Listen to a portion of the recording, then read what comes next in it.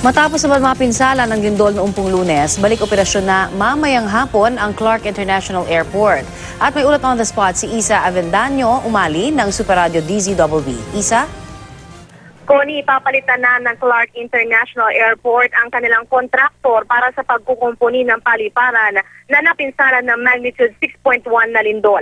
Sa panayam kay Jaime Melo, ang presidente at CEO ng Clark International Airport Corporation, kinumpirma nito na target nilang matapos ang repair sa loob ng isang buwan at iba na ang kukuning kontraktor. Naunang nabatikos sa Clark International Airport dahil nasira ito nang tumama ang lindol noong Lunes. Una ng mga critical substandard umano ang pagkakagawa sa paliparan. Pero ayon kay Melo, tinitiyak ng CIAC alinsunod sa kautusan ni Transportation Secretary Arthur Tugade na pangunahing prioridad ang kaligtasan ng mga pasahero.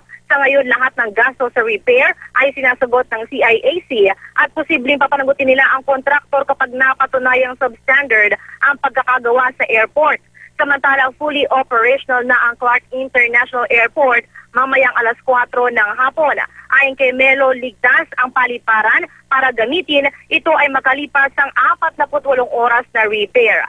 Sinurian niya ang tower, ang building, taxiways at rampa at mga terminal at nakumpirmang walang substantial damage. Sa check-in counters naman kung kahapon ay nakalundo ang kisame, ngayon ay mayroon na itong safety net. Business as usual ang airport, ani Melo, pero may ilang flights pa lamang ang tiyak na makakabiyahe ngayong araw.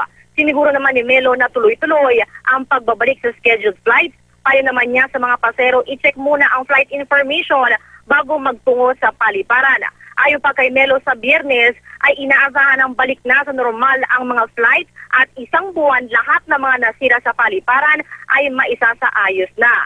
Samantala po iniulat din ni Melo kanina na walang pinsalang naidulot sa Clark Airport ang magnitude 4.5 na lindol na naramdaman kaninang madaling araw.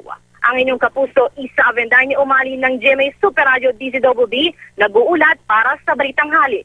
Isa, matanong ko lang ikaw, meron bang balak na kasuhan yung former contractor nitong Clark International Airport dahil dun sa nangyari nga na nasira, meron bang nakikita na nagkaroon ng kapabayaan on their part?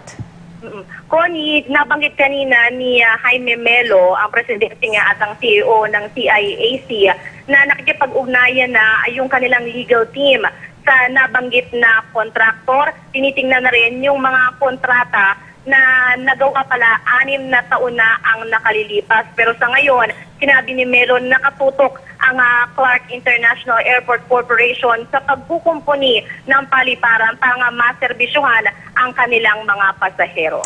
Alright, maraming salamat. Isa Avendaño Umali ng Super Radio DZBB.